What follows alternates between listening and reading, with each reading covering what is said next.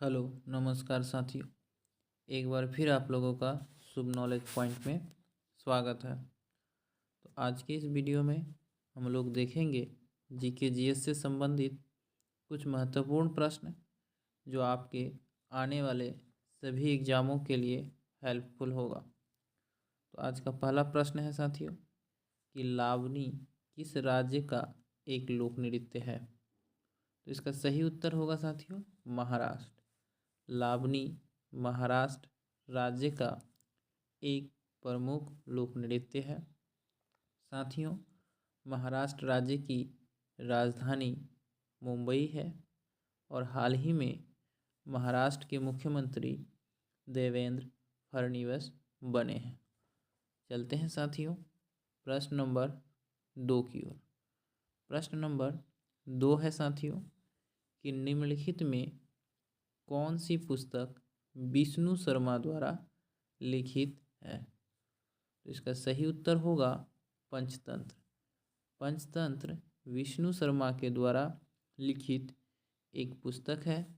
अर्थशास्त्र के लेखक साथियों कौटिल्य हैं तथा इंडिका के लेखक मेगास्थनीज और राजतरंगिणी के लेखक कल्हण हैं। तो साथियों इस प्रश्न का सही उत्तर होगा ऑप्शन नंबर सी। चलते हैं प्रश्न नंबर 3 की ओर। प्रश्न नंबर 3 है साथियों भारत में किस तारीख को वर्ष का सबसे छोटा दिन होता है। तो इसका सही उत्तर होगा 22 दिसंबर को। 22 दिसंबर को साथियों भारत में वर्ष का सबसे छोटा दिन होता है तथा 21 जून को वर्ष का सबसे बड़ा दिन होता है। साथियों 21 जून को हम लोग विश्व योग दिवस के रूप में मनाते हैं तथा 22 मार्च को साथियों विश्व जल दिवस एवं बिहार दिवस के रूप में मनाया जाता है। साथियों वर्ष 1912 में बिहार बंगाल से अलग हुआ था। चलते हैं साथियों प्रश्न नंबर 4 की ओर। साथियों इस तरह के प्रश्न आपको आपके एग्ज़ाम में ज़रूर देखने को मिलेगा, इसलिए साथियों बिना देरी किए हुए आप लोग वीडियो के अंत तक बने रहें। तो हमारा प्रश्न 4 है साथियों कि किसे स्थानीय स्वशासन का जनक कहा जाता है। इसका सही उत्तर होगा साथियों लॉर्ड रिपन। लॉर्ड रिपन को स्थानीय स्वशासन का जनक कहा जाता है। साथियों लॉर्ड डलहौजी ने साथियों हड़प नीति अपनाई थी तथा लॉर्ड डलहौजी को भारतीय रेलवे का जनक कहा जाता है तथा लॉर्ड कर्जन के समय साथियों 1905 में बंगाल विभाजन हुआ था। इसे भी आप लोग ज़रूर याद रखेंगे। चलते हैं साथियों प्रश्न नंबर 5 की ओर। प्रश्न नंबर 5 है साथियों भारत की सबसे लंबी नदी कौन सी है। तो इसका सही उत्तर होगा गंगा। भारत की सबसे लंबी नदी साथियों गंगा है। तो इस प्रश्न का सही उत्तर होगा ऑप्शन नंबर बी। साथियों कोसी को बिहार का शोक नदी भी कहा जाता है, इसे भी आप लोग ज़रूर याद रखेंगे। हमारा प्रश्न नंबर 6 है साथियों कि भारत की सबसे बड़ा राष्ट्रीय उद्यान है। साथियों यहाँ आपसे पूछा जा रहा है कि भारत का सबसे बड़ा राष्ट्रीय उद्यान कौन सा है। तो इसका सही उत्तर होगा हेमिस राष्ट्रीय उद्यान।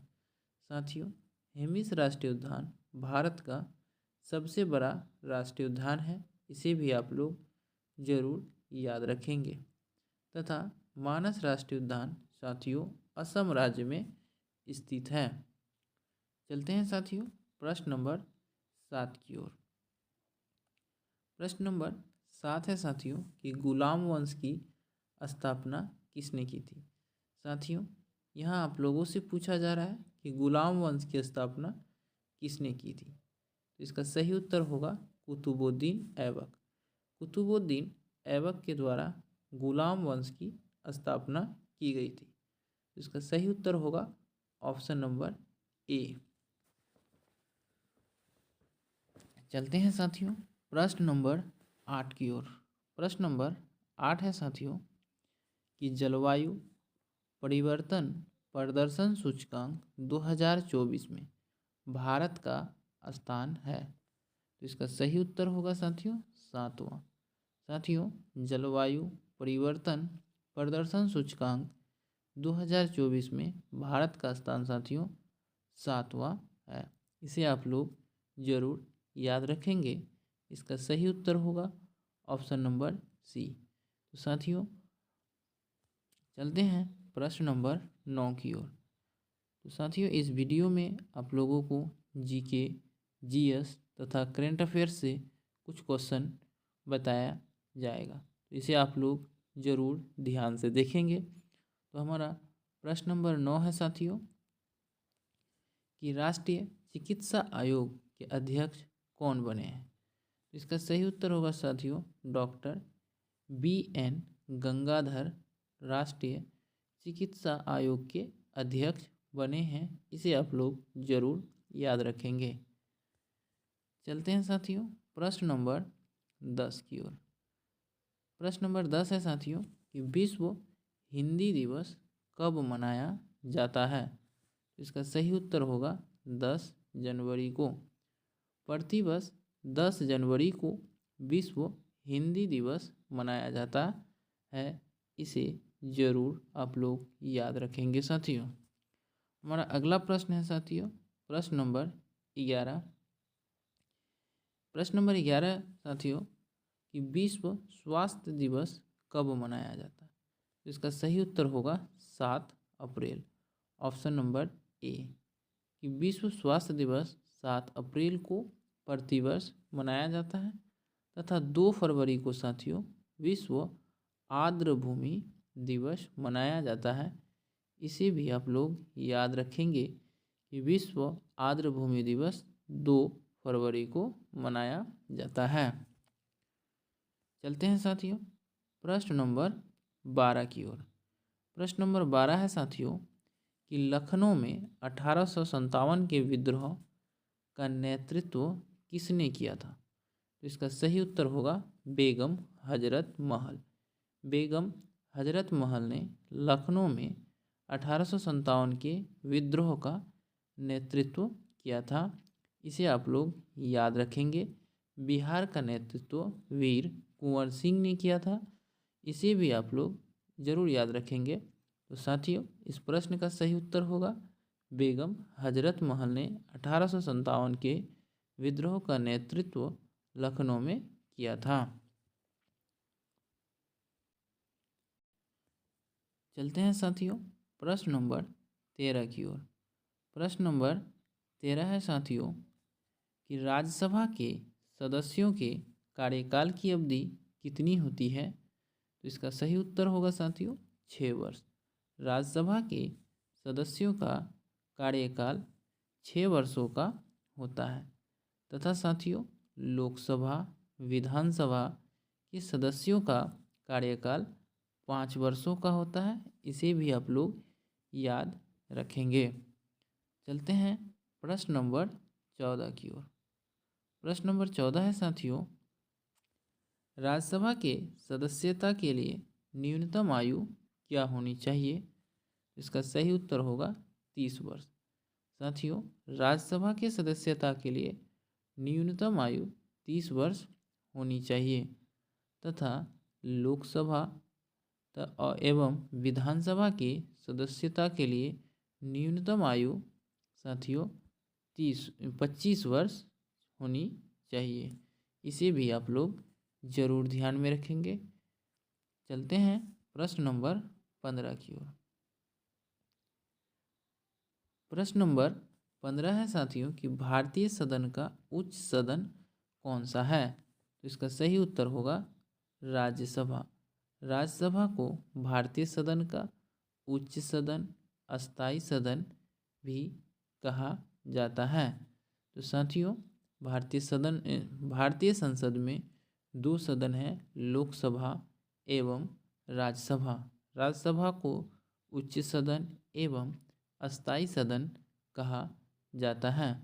इसकी सदस्यता के लिए साथियों कम से कम 30 वर्ष होनी चाहिए एवं इसके सदस्यों का कार्यकाल 6 वर्ष होता है। इसे भी आप लोग जरूर याद रखेंगे। चलते हैं साथियों प्रश्न नंबर 16 की ओर। प्रश्न नंबर 16 है साथियों कि राज्यसभा के प्रथम सभापति कौन थे। तो इसका सही उत्तर होगा साथियों डॉक्टर राजेंद्र प्रसाद डॉक्टर सर्वपल्ली राधाकृष्णन साथियों राज्यसभा के प्रथम सभापति थे। इसे याद रखेंगे कि साथियों कि डॉक्टर सर्वपल्ली राधाकृष्णन राज्यसभा के प्रथम सभापति थे। राज्यसभा के सभापति साथियों उपराष्ट्रपति होते हैं। इसे जरूर आप लोग याद रखेंगे। हमारा अगला प्रश्न है साथियों नीली क्रांति मुख्य रूप से किस उत्पाद का उत्पादन बढ़ाने पर केंद्रित है। साथियों प्रश्न नंबर 17 कह रहा है कि नीली क्रांति मुख्य रूप से किस उत्पाद का उत्पादन बढ़ाने का केंद्र है। तो इसका सही उत्तर होगा साथियों मछली। नीली क्रांति का संबंध साथियों मछली उत्पादन से है। इसे जरूर आप लोग याद रखेंगे। चलते हैं साथियों प्रश्न नंबर 18 की ओर। प्रश्न नंबर 18 है साथियों कि संसद के 2 क्रमिक सत्रों के बीच अधिकतम कितना अंतराल होता है। तो इसका सही उत्तर होगा साथियों 6 माह। संसद के 2 क्रमिक सत्रों के बीच अधिकतम 6 माह का अंतराल होता है। इसे आप लोग जरूर याद रखेंगे। चलते हैं साथियों प्रश्न नंबर 19 की ओर। प्रश्न नंबर 19 कह रहा है साथियों कि इनमें से कौन भारतीय संसद का हिस्सा नहीं है। ऑप्शन ए है राष्ट्रपति, बी लोकसभा, सी विधान परिषद, डी राज्यसभा। तो इसका सही उत्तर होगा साथियों विधान परिषद। विधान परिषद भारतीय संसद का हिस्सा नहीं है। राष्ट्रपति, लोकसभा एवं राज्यसभा मिलके भारतीय संसद बनता है। तो भारतीय संसद का हिस्सा राष्ट्रपति, लोकसभा एवं राज्यसभा है। विधान परिषद भारतीय संसद का हिस्सा नहीं है। चलते हैं साथियों प्रश्न नंबर 20 की ओर। प्रश्न नंबर 20 कह रहा है साथियों कि दांतों में सड़न शुरू हो जाती है जब मुंह का पीएच मान से कम हो जाता है। तो इसका सही उत्तर होगा 5.5। जब साथियों मुंह का पीएच मान 5.5 से कम हो जाती है तो दांतों में सड़न शुरू हो जाती है। इसका सही उत्तर होगा ऑप्शन नंबर बी। इसे आप लोग जरूर याद रखेंगे। हमारा अगला प्रश्न है साथियों प्रश्न नंबर 21 कि टीपू सुल्तान मैसूर का शासक कब बना। इसका सही उत्तर होगा 1782 में। साथियों टीपू सुल्तान मैसूर का शासक 1782 ईस्वी में बना था तथा 1799 में टीपू सुल्तान की मृत्यु हो गई। चलते हैं साथियों प्रश्न नंबर 22 की ओर। प्रश्न नंबर 22 है कजरी किस राज्य का लोक नृत्य है। इसका सही उत्तर होगा उत्तर प्रदेश। कजरी उत्तर प्रदेश राज्य का लोक नृत्य है। उत्तर प्रदेश की राजधानी साथियों लखनऊ है तथा उत्तर प्रदेश के मुख्यमंत्री योगी आदित्यनाथ हैं। चलते हैं प्रश्न नंबर 23 की ओर साथियों। प्रश्न नंबर 23 कह रहा है लिम किस राज्य का लोक नृत्य है। तो इसका सही उत्तर होगा नागालैंड। लिम नागालैंड राज्य का लोक नृत्य है। इसे आप लोग जरूर याद रखेंगे। हमारा अगला प्रश्न है साथियों, प्रश्न नंबर 24।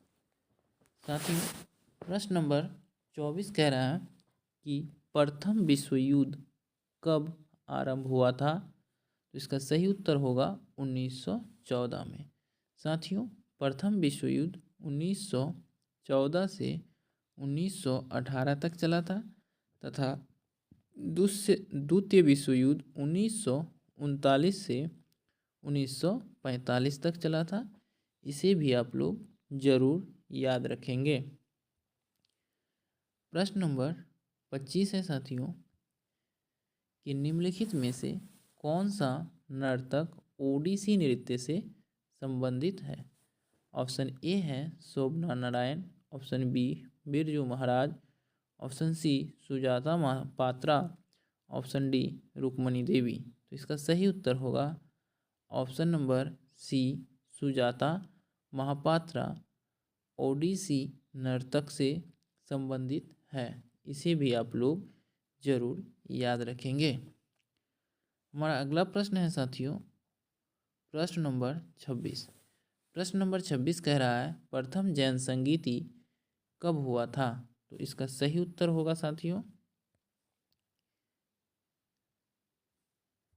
प्रथम जैन संगीति 300 ईसा पूर्व में हुआ था।